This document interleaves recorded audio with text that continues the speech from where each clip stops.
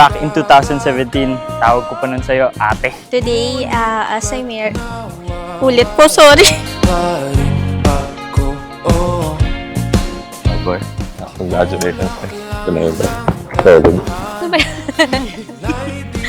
Thank you, ma. Ay, makeup ka. Mga tinataguan nating utang.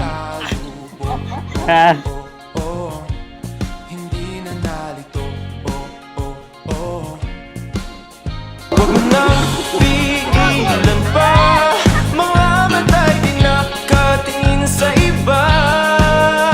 Kaya mananatili sa iyong tabi magdamag.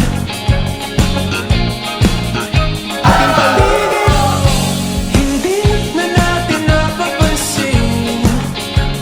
Gabi ay atin, kasabay ng puso at tugtugan. Paghindak ng ating katawan, mananatili, hindi tiyak ang bukas natin. Ngunit itong gabi ay atin. Who would have thought that moment will lead us here? Love, you are my God's living testimony of how God has been good to me.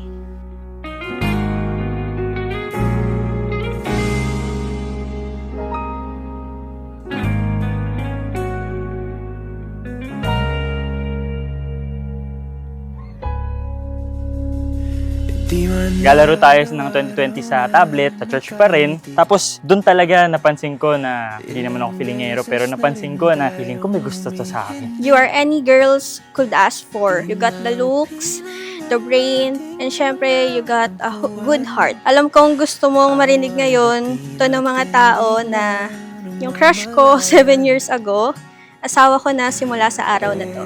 And thank you pa sa pag-aalaga, sakripisyo, hanggang sa magkasakit ka na. Salamat pa. Thank you, ma. Thank you sa lahat ng sakripisyo niyo po. Malamig ako. Mahal to! Magsisettle down ka na tama, maayos, saka natupad mo na yung pangarap mo. So, proud si Papa sa'yo. Alam ko, sobrang saya mo ngayon kasi natupad na yung pangarap mo. So, masaya ako sa'yo from day one na nakita kita. Sobrang saya ko kasi lumaki kang mabuting tao. Julinard, palagi mong pasalamatan ng Diyos na siyang nagbigay ng lahat ng bagay sa iyo. Julinard, pakatitigan mo si Ilera. Palagi mong titingnan si Ilera na siya ay biyaya at kaloob ng Diyos. Sa Ilera, palagi mong pasalamatan ng Diyos na siyang nagbigay ng lahat ng bagay para sa iyo. Ilera, masdan mo si Julinard. Palagi mong titingnan si Julinard na siya ay biyaya at kaloob ng Diyos para sa iyo. Ang matatag at malusog na pagsasama na pinag-isa ay nababatay sa salita ng Diyos, pag-ibig, panalangin at kalooban ng Panginoon.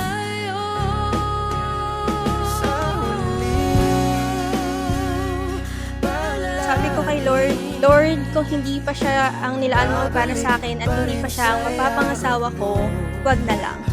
If this man will keeps me away from you, Lord, wag na lang. But before I finish my vow, the Lord is my witness. I, Julinard L. Tagoon, to take you, Ilira Antonis Madlambayan, to be my partner for life.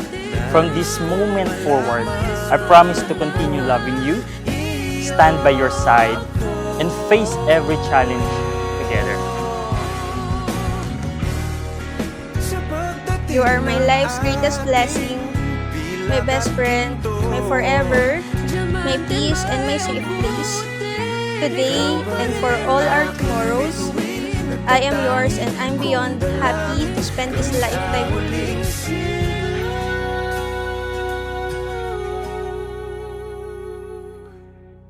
Mga kapatid at mga kaibigan, buong karangalan kong ipinakikilala sa inyong lahat ang bagong kasal na sina Mr. Julinard at Mrs. Ilera Taguon. Ayan, palakpakan po natin sila. Ayan.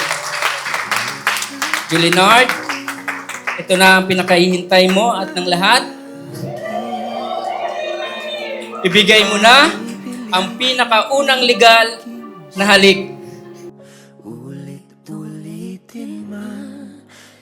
Nais kong malaman